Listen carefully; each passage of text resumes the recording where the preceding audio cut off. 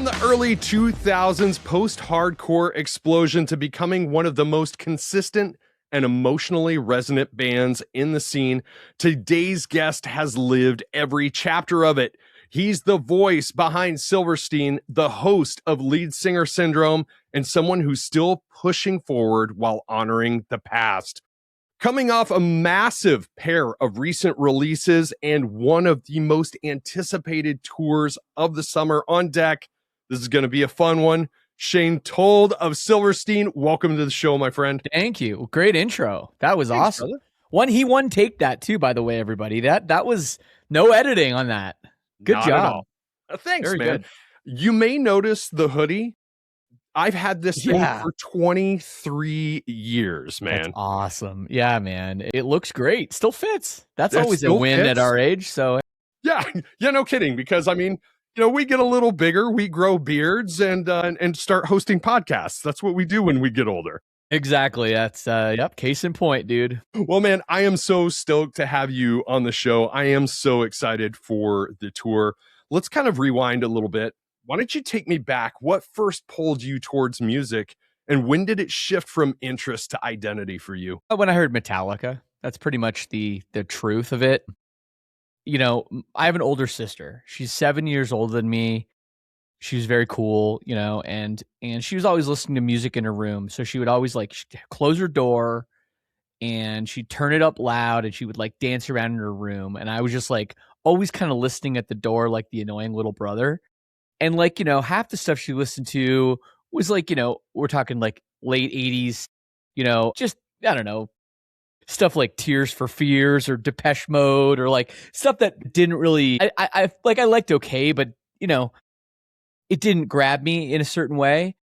But I'll never forget when she showed me the song One by Metallica. And the end of that song with that that machine gun, drums and guitar together, that changed me. That was I had heard it before. I had a deja vu moment with that music. And when I'd heard that record, I heard that it was the first Metallica song I heard, but the Black Album had just come out. So this would have been 91. So I was 10 years old. I'm 45 now. And that hearing that one song and then I need more. And my sister being there's a new album. I remember listening to the Black Album and just every song, it was like I knew what was coming. Yeah. It was so weird to me because at the age of 10, you don't know what deja vu is or any of that kooky shit. But I felt it. I felt that music and it meant so much to me that I immediately said to my sister, I said, "What is that? Is that drums? Is that guitar? What is that?" And she goes, "I don't know. I think it's guitar." So I said, "I'm getting a guitar." And my dad actually plays guitar. So he had a couple acoustics kicking around the house, but that's not what I wanted. I wanted an electric guitar because I wanted to chug, all I wanted to do was chug. That was my goals with my early musical days of being, 11 or whatever when I got my first guitar. It's funny you mentioned Metallica's One because we're both of the age that we can kind of remember when that came out leading into the Black Album, as you recalled. One was the very first music video that Metallica did. And I remember that was a huge deal because Metallica had sworn off doing music videos for all of their earlier albums. And so very transcendent, One going into the Black Album with Inner Sandman and all the songs that everybody eventually knew to come and love. So I could see that being very influential at the time. Yeah. Well, it's funny because it caught me right between the right before the what a lot of people want to call the sellout record, Right. But for me, I just I didn't know what that was. I just heard I liked it all. I liked all for the first 5 Metallica records. The first one I heard, I guess, was And Justice for All on the Black Album. And then I had this bootleg tape. It was called Metallica Ballads. It was an actually released tape. It wasn't a mixtape, but it was from I don't know what country, and it was called Metallica Ballads, and it had Fade to Black and Welcome Home and whatever else were considered ballads. And and I wore that tape out until I could finally afford to get the actual tapes, I guess it was at that point. Right. So yeah, man, but that for real, like at the beginning, that was Metallica was my favorite band, and they're still like a real special thing to me, even all these years later, and all the other music I've heard. Something about them still does something to me, and like, I got tickets for the Sphere show in Vegas, later this year. So don't even ask me how much I paid for that, so yeah, man, it's still something that still means a lot to me. So when you eventually started kind of building with all the tools in your toolbox and started building your own, musical prowess, what helped you form Silverstein, and what was the initial vision for the band, if there even was one? Yeah, no, there was absolutely a very strong vision, I'd say, at the beginning of the band, because we were trying to do something that wasn't really being done in our area, you know? Yeah. And I'm fast forwarding a lot of years, like between when you're 10 and when you're 19, like that's a lot of formative years there, and a lot of like music discovery that I had, of learning about Metallica, and then learning about all the other metal bands like Slayer and Pantera and Cannibal Corpse and Deicide and Carcass and At the Gates, like these amazing bands that all meant something to me. And then slowly kind of like getting a little sick of metal and getting really into punk rock, and hearing, in 94 when Green Day exploded and Offspring, and then finding out about Rancid and NoFX and Bad Religion and Pennywise, and going deeper and deeper and deeper into it, until at the end of that decade, it was like, well, now what's next?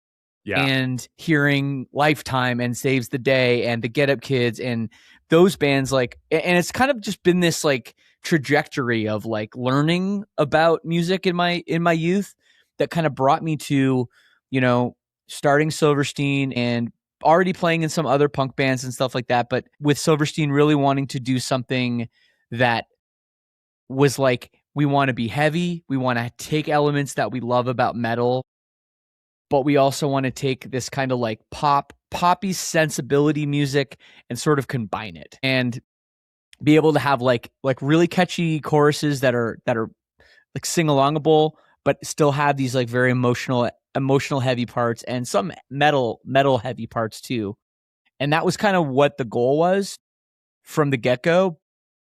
But the goal was just to have a fun band to do for the summer until we all went to college. It wasn't like, let's do this and let's go on podcasts in 25 years. Like it was not, there was never a plan of any grandness like that. It was like, we figured we'd just, hang out in Josh's basement and play some songs, and then, go to school, and that would be that, Having a lot of conversations with people, you think about music from the early aughts and kind of being the end result of all the influences from the 90s. The 90s, you could say, buddies and I talk about this quite frequently, how it was almost like 3 different generations of music all crammed into one decade, because there were so many phase changes from grunge to pop punk to the post-grunge era. Like, I would say that era between 97 and 2000, people were like, what the fuck are we even doing musically anymore? Because it was going in so many different directions that, multi-genre sounding bands where you would have very introspective and emotional and sing-songy lyrics mixed with the screaming and the metal influences and stuff. It was kind of a natural course of action from all that influence, right? Yeah, I think so. I mean, one thing I always point out, I think it's really interesting, is, our band and Census Fail, we started at like right around the same time, and they're from a completely different part of the world than we are. We never knew each other. We never talked to each other, right? But like, we came to the same conclusion, like they liked the same bands we liked. We grew up on the same music. And then it was like, you know what I mean? And our bands sound pretty similar. It's like when, you hear about like back in the day, and I mean, back in the day, like in the 1600s, when like, Newton was working on some shit, or Galileo or whatever, like, and then like 2 scientists, like on other opposite sides of the world, like both figured it out, And it was kind of like that. Like, we just independently just like figured out that like this was the way it was going to be, and it was the way it was going to happen next. And I think the proof is in the success a little bit there, because we did it And then people latched onto it because it was what other people, maybe non-musicians also wanted to hear. It was like the logical next direction for, the scene. And of course, I just used Census Fail, but there was like, plenty of other bands also doing, similar kinds of things, all across the world too. Whether it was like somebody like Finch or someone across the pond like Funeral for a Friend. There's another band like on the other side of the world doing a similar kind of thing at a similar time to our bands. So there was a movement there, and it was interesting because like I don't know how much we were really inspired by each other, but we were inspired by the bands that came before, and it all kind of like ended up in a similar place, which I think is kind of interesting. I agree. If I were to ever like design a through line through all of the bands, one band that always comes to mind for me is Refused, The Shape of Punk to Come, 100%, because it was so prophetic. Like it was prophecy in such a way, because that album came out in 98 and it was just like, it was huge. And you listen to that thing front to back and like, you're thinking, listening to it now, it would have fit in with everything that came out in what I call the MySpace era of 2005, 2006, even the fashion, Yes. It's funny. Even like you watch the New Noise video, like that even, paved the way for so much of the fashion that came after it too. And, they were just, good looking Swedish guys, what do you expect? But no, I mean, you cannot take anything away from Refused and how much they meant to everybody and like what a game changer that record was. I think the only thing that I thought was interesting was how politics seemed to go away though. Like Refused was such a political band, but it seemed like most of the bands in our genre and our scene, we were kind of like staying away from that. Which is funny because I was quite political in like my old bands and Propaganda is one of my favorite bands of all time. And, and of course, like we have always been like very forward about animal rights and like things like that in our band, but like musically, we never really sang about it. So that was one thing that I always thought was interesting was it was like, at the old age of 22, we were like already over that politics of it. And, and we just wanted to go back into that like post-punk, like, we're not angry anymore. We're just kind of sad. So were there any early hurdles whenever you guys were kind of discovering who you were as a band? Yeah. I mean, a huge hurdle was that we're from Canada. I think that's overlooked a lot, like post 9/11, which is when we were, a band and touring and stuff, trying to tour. It was like a nightmare to cross the border. And, we were limited to really just playing shows in like the local area in Toronto and some of the stuff, a few hours outside of, Toronto area. We did one tour to like out to Eastern Canada, but like, touring Canada is such a nightmare because everything is so far away and the cities aren't that big.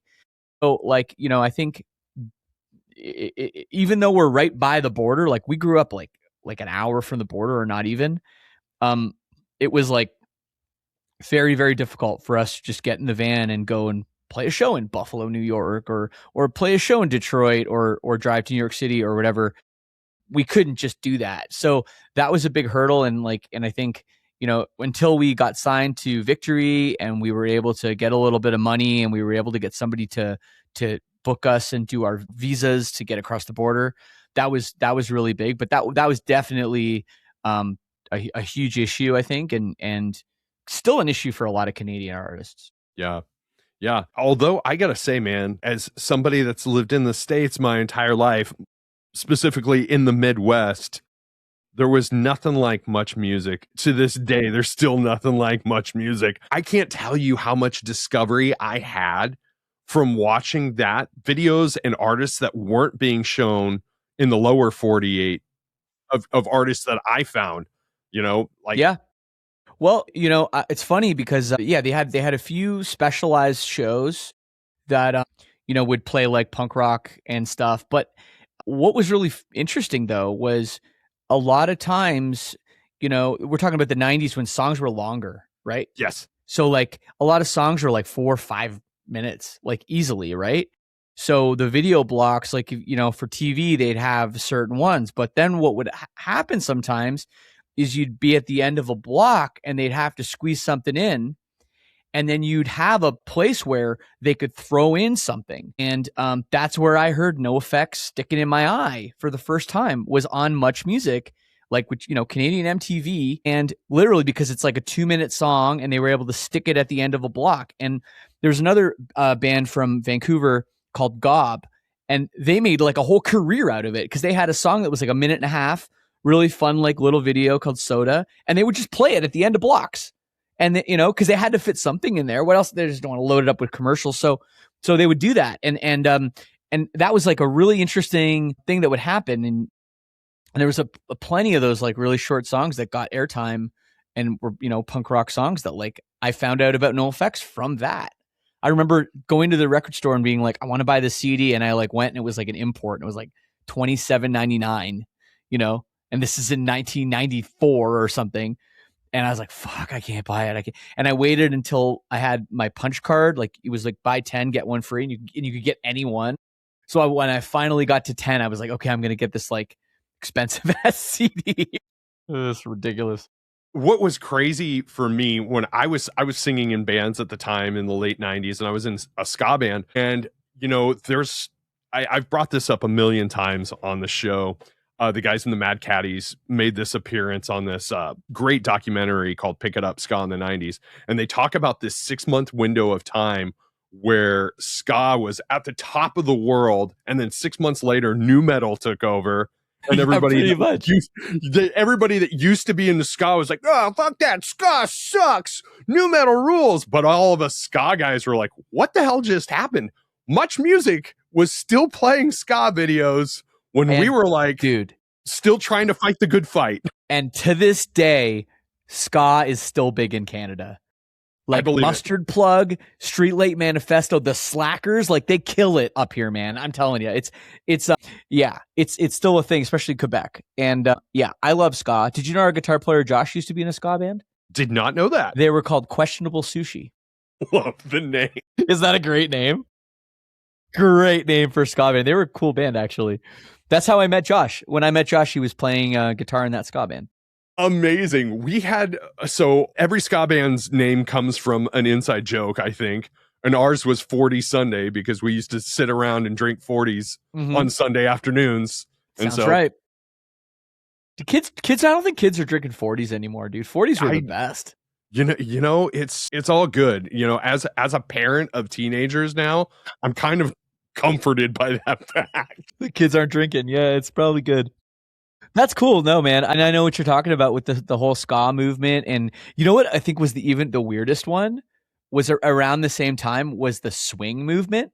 Yes. Like it was like, I swear, one summer where there was like of Cherry Poppin' Daddies and Squirrel Nut Zippers and Big Bad Voodoo Daddy. They were like the big three of swing. Yes. That was like the funniest era to me. And I like actually was, because my girlfriend is like, she's only 32. So, you know, so we like grew up in some different eras. So there's stuff right. Stuff she just won't know. So I'm like, we have to listen to this era. You're like, I had to teach her a little bit about it. So I listened to it.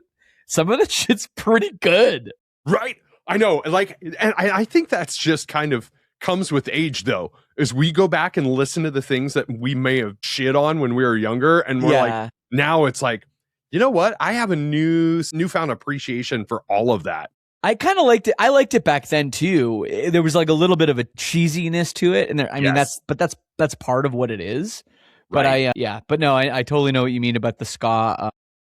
The summer of ska was around the same time. I love it. So you've been a frontman for over 2 decades. How has your relationship with that role evolved? Good question, man. I think I never considered myself a lead singer. And, you know, doing the podcast that I do, Lead Singer Syndrome, where I talk to other lead singers, it is like such a common theme. Like no lead singers really consider themselves lead singers. Because almost every lead singer, it's like, I was a drummer, but then we couldn't find anybody that could sing. So like, I just did it, you know, or like I was a guitar player, but then like we auditioned guys, but everybody sucked and the band was just like, you just do it. And that was like, kind of how I was too. Like I always thought I was just, a guitar player, songwriter. And then, I kind of fell into this. With Silverstein, I was always the singer. But I think I think that relationship has always been like you feel a little bit like a fraud when you're doing it, because you look at like some other people that like those guys that just have it, and you're like, oh, I'm not like that. And you feel like a bit of you get the imposter syndrome going. And I think that over time I've developed more confidence, and I've believed in myself that like I can pull the show off, and like no matter what it is, like I'm gonna find the way to win over the crowd, and I'm gonna and that's been something that like I think took a long time, but is something that probably in the last maybe 5 years I've started to feel a lot more confident about. And I think doing this 25-year tour that we did all through last year, all over the world, our most successful tour ever, I think that like finally I think cemented it for me that I'm like, hey, I'm okay at this, like maybe I am a lead singer after all. Are there any elements of it that still feel really challenging to you? I think the hardest thing about being a lead singer is the singing part. I mean, it's like, especially like it's very demanding what I do vocally, because of the singing and the screaming. Our songs don't have a lot of instrumental breaks. So like it's kind of like I'm going the whole song, and it can be very taxing when you're talking about, doing a 6-week tour where you're playing shows 5 to 6 days a week. It's like not a lot of days off, and the travel and the climate change and all that, it can be really hard. So I think that part is the most difficult in just maintaining your health and your voice health. I think those are the hardest part. I mean, I think I've learned now how to do the crowd thing, how to work that out, how to like differentiate. Okay, I'm in this kind of venue, or like I'm playing a festival today. It's like this kind of a banter, or this kind of a like vibe, or we're playing somewhere, more intimate. This is what you do. And I think that stuff comes natural to me. But like, there's nothing worse than when you wake up after like 5 shows in a row and you're like, oh my God, am I going to be able to do this tonight? And of course you try, and most of the time it's there. But when you get on stage and you're like, I don't have 100%, I don't even have 50%, those are the challenges. And I think that, almost every lead singer goes through that. And that's the stress and the anxiety rolled into one there. I can confirm this 110% because in my later bands, I was doing the screaming and the singing mix, and you have to almost train yourself to be able to switch back and forth between the two. And there's nothing worse than picking up a show after roaching your voice a couple of days before and going, can I do this? Yeah. And I think, I mean, now I'm a little more used to it. So like I'm recording this from my little home studio area here, and like I have it like set up right here. I plug this microphone in, and I put on my in-ears, and I like freaking do the whole show right here, and I'll do that probably 3, 4, 5 times a week leading up to the tour now. And I've just learned that is the way to kind of get into, like, as a sports guy would say, like, mid-season form. Right. For week 1. And it's never the same. Like, no matter how much I can jump around this room and yell and like do lame shit that's like luckily no one will ever hear except my girlfriend in the next room, or laughing her ass off. But like, it's still, no matter how much you do that, it's not the same as like being on stage and doing the show, but hey, you do what you can, to try to prepare. Yes. You mentioned your podcast, Lead Singer Syndrome. You're still storytelling, but in a totally different format. What does podcasting give you that performing in Silverstein doesn't? Oh, that's such a good question. Well, it's a lot less money. I'll say that. Agreed. There's a lot less money in it. I don't know. It's different. I think I get a different kind of high from it, but it's still a real good high. And I really enjoy it. I think, picking people's brains, and also just seeing people I'm interviewing like excited about what they're talking about, and like, finishing, we stop rolling and someone being like, you know what, that was a really great interview. Like, I really enjoyed that. Like, thank you for, like letting me tell my story, and like, helping me convey the message of like what I'm trying to say. And I think that that's like a really good feeling. And I think, there are so many great podcasts and long form discussions now, but a long time ago, like I want to say, definitely before podcasts existed, but even at the beginning of podcasts, most interviews sucked. They were short. Nothing really happened. They weren't very good. Like, the people asking questions weren't very good. And it, like, that's part of why I started mine, because I was sick of doing so many terrible interviews, and I knew that I could do a better job than a lot of the people that were doing it. No offense. Because some of them were really good, but there were a lot of terrible ones. So that's part of why I wanted to jump in and do it. And then, I've gotten a lot of, I've had a great time with it, and I've met a lot of friends too. I think that's been really awesome, is how many people I know, from doing it like for over 10 years. Yeah, and full transparency, I write this question out very frequently when I have somebody that does dabble in both worlds. Like, I just recently had Krista Makes from Less Than Jake He's so on. good. He is so good. Yeah. Dude, right? Yeah, he's great. And it's very common answer too, because you're absolutely right. The social currency of not only being the listener, but participating in an active conversation like this is so much different than a stock like ABCD interview that comes across as stock. Yeah, I mean, and you know what always kills me when I'm being interviewed? Because, like, when I do an interview, like, I prepare shit. Right. Like, you spent time on this. I did not spend time on this, because I don't know what you're going to ask me. So I can't spend any time on this, right? But there'll be times when, like, someone will ask me a question, and I'll be like, all right, I'm going to give them this gold right now. And then I'm like, okay, now you know what to ask me next, right? So we go down this like road, and I tell you this really great story or something, interesting, and they just don't do it. And you're like, come on, man. Like, you're just like, okay. And then they just switch to the next question. It's like, you don't have a follow-up. Like, we're having a conversation, aren't we? You're just reading off the page. It like almost doesn't matter what I say. You're just going to ask the next question. And that is like the worst way you can interview somebody. For sure. Now, has talking to other artists changed the way that you see your own journey, and then how you like have that crossover between both the podcast and the way you create music? Yeah, because I think that it showed me how many of us that do this job are the same, have the same, what's the word? Issues and all that stuff. It's like we really are. And I think that that's helped me interview people, because I always know where people are coming from now.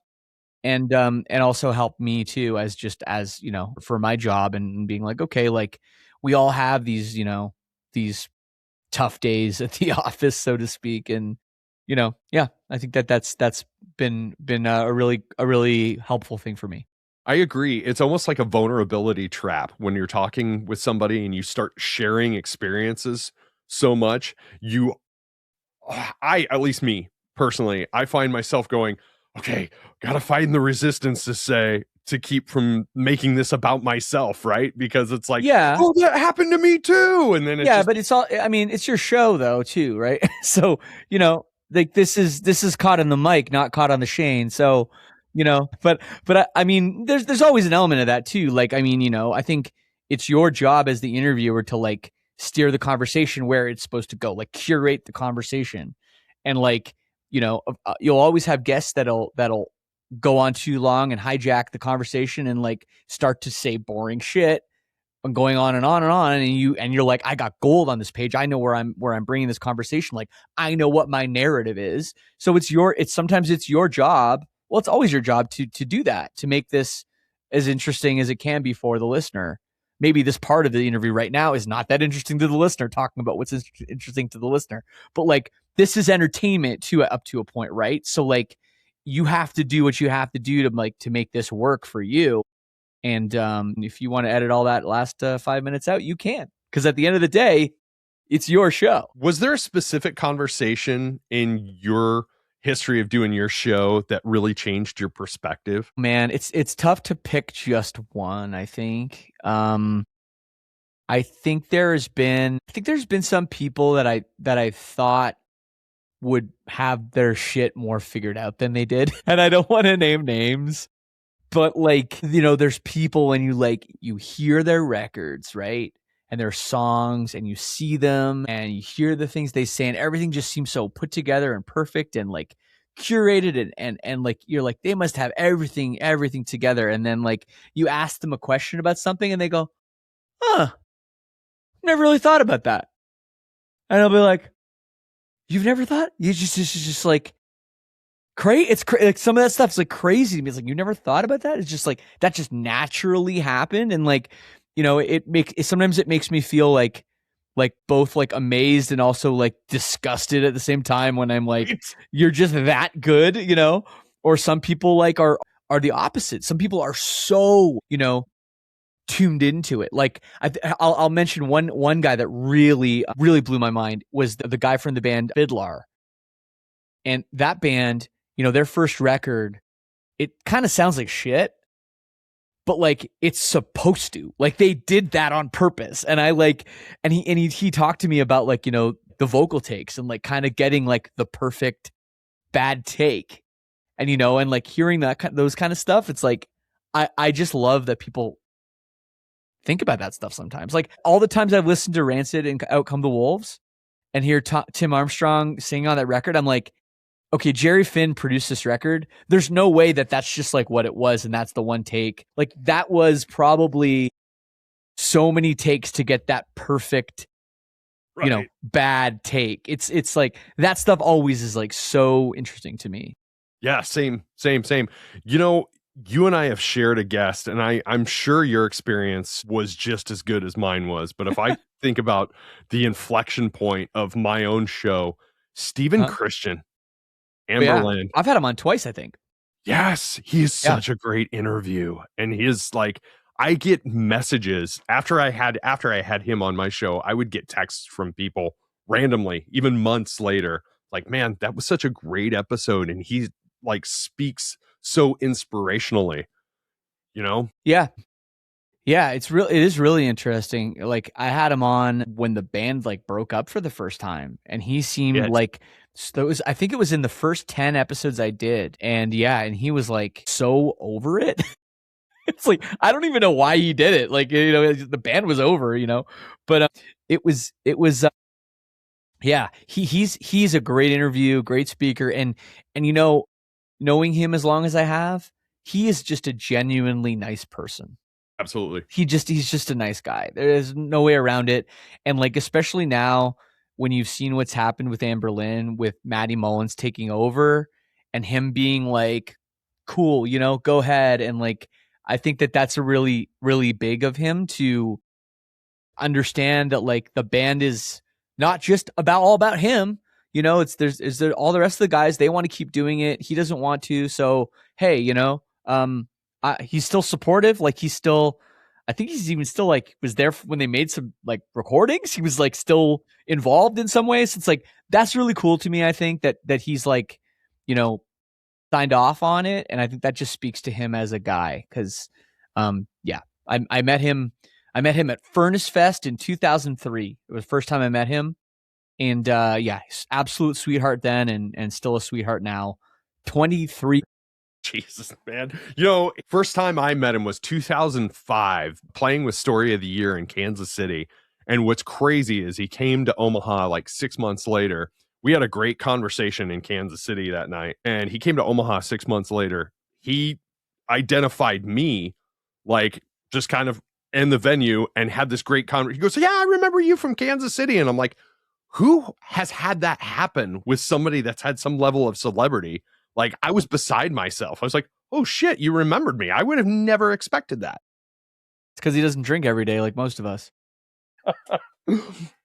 Well, you make a good point about the project kind of being bigger than one person. And Silverstein released a big project, big undertaking in 2025, February 2025, September 2025, Antibloom and Pink Moon. Did that feel like one album cycle, or did it feel like two separate album cycles?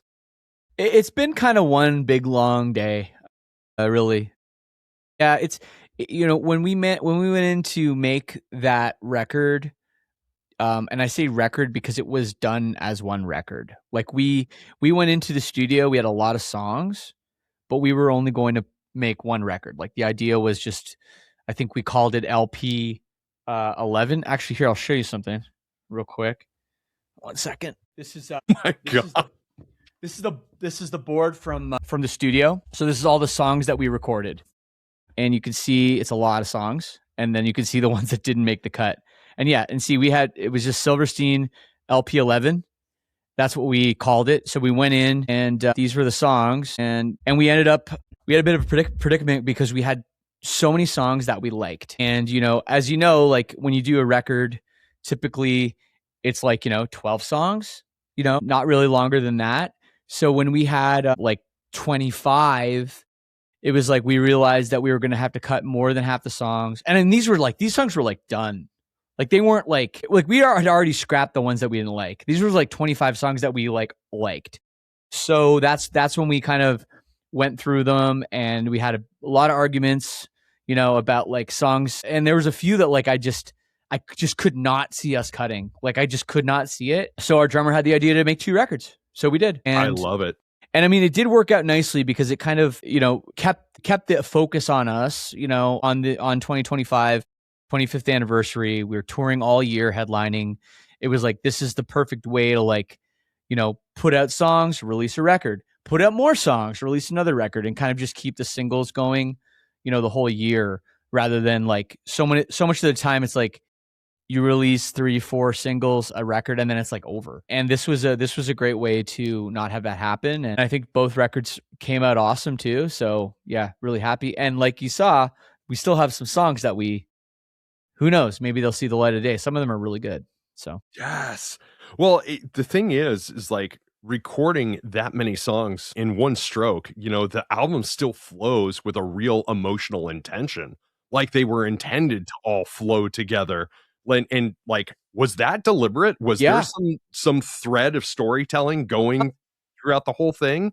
I'd say like the thread of storytelling. I think if you really wanted to look for it, you could find something there. And I think that there's a couple of sort of themes that kind of come and go in the record, but it's difficult for me to say something like that because I've done like high concept albums where like I've written a whole story, like I've storyboarded the whole thing and I have it all here, or I have like a concept where the songs are paired together and like and it's like everything's a what if, or I have the one album where each song is related to a city, each song is about a different city. So when you have like those kind of like more real concept albums, it's difficult to say that this is anything like that because it's not really like that. But I think when you talk about the flow of the records and how that was going to go, that was extremely important to me. It always is, but like the sequencing of records, like, and I'll be honest, part of the reason why we ended up doing 2 records was because we had 2 closers, and like I could not part with either one of them. I was like, these both have to be on the record. And like, maybe we were like, well, maybe we could put one at the end of side A and one at the end of side B. But I was like, I don't know. So we're just like, we got to put 2 records on so we can have one record end with Cherry Coke and one record end with Dying Game. And that was a big part of, I think, of where the idea really stemmed from. But yeah, I knew how I wanted the record. I knew I wanted the record 1 to start with Mercy Mercy. I knew that I wanted the last record to end with Dying Game, and I knew that I wanted I Love You, but I Have to Let You Go into Negative Space to be the start of LP2. Like I had all that mapped out, and then it was like figuring out where the other pieces went, both for the flow and everything. And I also didn't want to like front load all the good songs on the first one. Makes sense. And I think the second one actually might be better. So, but there's great songs on both records, and that was important. It's like the strategy of writing a live set list. Yeah, kind of is. It is. And it's typically that's not how you write. You don't really write a set list anything like you write an album.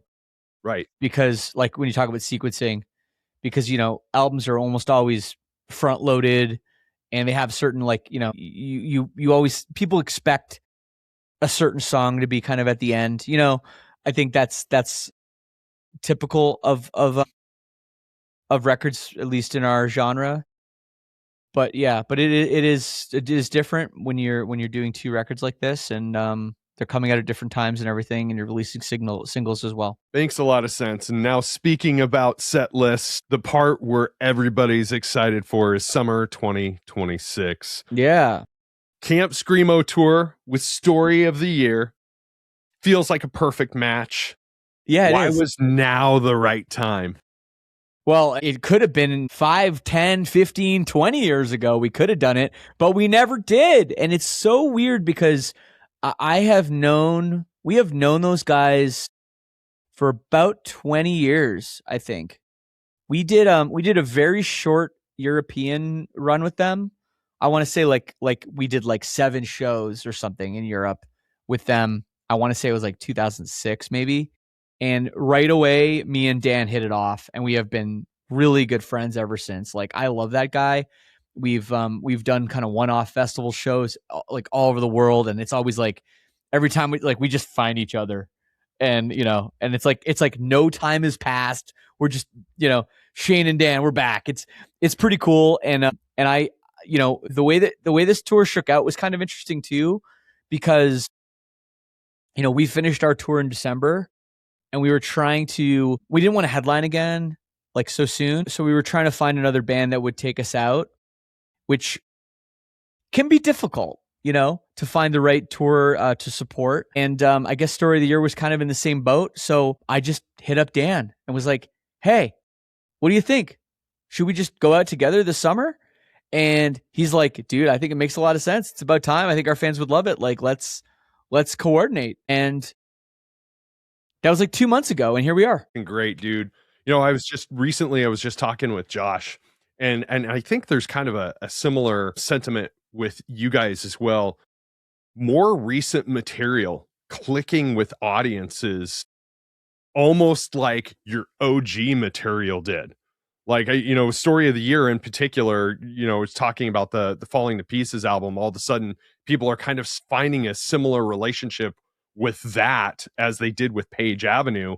And I feel like you guys are kind of having a similar renaissance in the same way with your more recent material versus the older material. Do you find that? 100%, man. And I think that's, when you ask the question about like, oh, how do you know it's like the right time or whatever? I think like maybe it really is the right time because we've got all the people, that have been with our bands, since the beginning, or they know Until the Day I Die or Smile in Your Sleep. But like, also we have a lot of new fans that are getting into this scene. Like, we're seeing the younger people coming out, and a lot of those people are finding out about our band and Story of the Year through the new stuff. Our new stuff has performed really well. Really, we've been doing pretty well the whole time, really. And Story had a bit of a hiatus, but like now they're back, and I think that their new music is like some of their best, and like their numbers are through the freaking roof right now with some of this stuff too. So it's really, really great to see, and yeah, I couldn't be happier for them. Like they've always been one of the best bands, period. But like I think live, like there's no one like them. Like they just are incredible live. They always have been. I remember doing those European shows, like watching them play and be like, fuck, we got to go on after them. Oh my God. That's going to happen half this tour. We're going to have to go on right after them. But, I think that, that we're all confident in what we do. And I think that, given all the, I was going to say kids, I think you're supposed to say fans now, but, cause it's weird calling a kid to like 38 years old and you call them a kid, but but I think the fans coming out, they're kind of getting 2 for 1 here. 2 for the price of 1, and it's going to be awesome. And yeah, and we got Origami Angel on the tour too, which is like one of my favorite newer bands too. So I'm pumped. Dude, I'm pumped as well, and don't sell yourself short in any way, shape, or form. Silverstein puts on quite a show themselves, ladies and gentlemen. I tell you, Shane, there is a clip that I want you to watch on YouTube if you can find it. It's Henry Rollins talking about Iggy Pop and how he used to have to train because he would find out that Iggy Pop was going to open for him. And he's like, dude, it's a hilarious bit, dude. You should check it out. It's hilarious. I will check it out. I mean, yeah, no, both our bands are good at what we do. Yes. And I'm not, it's not a competition, Never. But I mean, I know that they're going to kill it every night. And I'm just excited to watch them. Dude, that's awesome. So if somebody were to come out to the Camp Screamo tour this summer, what's one moment that they absolutely can't miss from your set? Whew, that's a tough question. I think, to be honest, we have not planned the set list yet. We still got a couple months to work on it, so I think like maybe TBA. I know it's not a very sexy answer, but I think, we're going to curate a super great show. I mean, we've got it's going to be both our bands co-headlining, both playing good long shows where we're going to be able to pull out all the stops, and I think I don't think, you just want to pop your head in for one song. I think this is going to be something you're going to want to, come early and stay late for. I think all the artists on this are going to be very, very, very good. So after a huge anniversary run, heading into a major tour, where do you feel Silverstein is at right now? Well, we're in a great position. I mean, we really are as big as we've ever been. And that's like kind of crazy to say that after all these years. Yeah, it's kind of shocking. But yeah, we came off our massive headline tour. Our last show in New York was the biggest show we've ever headlined in the United States. It's pretty crazy. So, it just feels good to be able to go out with some friends and have a little bit of fun this summer. And not, sure, there's a little bit of pressure, as there always is when you want to do a good job, you want to put on a good show, but also I know touring with Dan and the boys, it's going to be a good time. We're going to be able to let loose. We're going to have fun. So I think that's just feels good, that this is kind of a bit of a reward maybe for working so hard last year and putting out 2 albums. And maybe I'll even pick up some of these guitars and write a song or 2 coming up, maybe I'll start working on that too. So yeah, we feel really great about where we are and really couldn't be more stoked. Dude, I am stoked. I have been so stoked to have this conversation with you. My closing question that I ask every guest that I have on the show, I love everybody's unique answer. From your personal experience, what's your advice for making the world a better place tomorrow than what it is today? Man. Where to start? I mean, I guess you could start with holding the door for the old ladies at the bank and, make sure you put your shopping cart back. If you see someone drop money on the ground, let them know. I think the common courtesy goes a long way. I think, a lot of people have a tremendous amount of anxiety and stress going on in their lives. And, when you see somebody out in public, whether it's at the bank or the grocery store or the gym or whatever, I think if you extend a little bit of courtesy and a little bit of kindness, I really do think that for some people that's all it takes to make their day. And I think that showing people a little bit of courtesy in that way really does make a difference. Doing the opposite also makes a difference, a very bad difference that can, I think, do the opposite. So I don't know if it's a great answer, but that's my answer. Oh, that's perfect. Random acts of kindness, little things you can do every day. I don't think big changes come without small movements, right? No, and I think that so many people are just in their own damn heads now, all the time. And we doom scroll on our phones and we see all this shit happening, whatever it is, if it's, the fact that we don't have any money or that there's, bombs going off in the Middle East, whatever it is, this stuff is stressful. And, I think anything you can do to show the world that there's more going on than just that. And we got to do what we can. So love it. I love it. Ladies and gentlemen, check out the Camp Screamo Tour when it comes to your market. We get a special stop in my market. That's when Camp Screamo meets up with Papa Roach on July 21st, I believe it is. Yes, July 21st at Council Bluffs, Iowa at Stir Concert Cove. I'm going to be there. I'm hoping for some high fives and some hugs with my friends in Silverstein. Those are going to be some very, very sweaty hugs. That's what those are going to be on July 21st. That's going to be a hot one. I know, dude. It's going to be crazy. I'm going to bring this hoodie. I want to get a photo together and I want a signature on it. And it's going up on my wall. I won't be wearing it anymore after wearing it for 23 years. So no, I love it. We can absolutely do that. Yeah, and if it gets too hot, we can just like duck in the casino, play some craps, and get cold again. Dude, I like that Council Bluffs place, man. It's a good time. It's pretty dope. Shane, thank you so much for doing the show, man. I loved having this conversation with you, and I definitely want to have more in the future if we can make that absolutely happen. Man. I owe you one for waiting for me. So anytime you want to have me back, I'd love to do it. You're great at what you do, man. So thanks. Thank you. That means the world to me. Shane told everybody the world's a much better place with you in it, my friend. Cheers. Thanks a lot.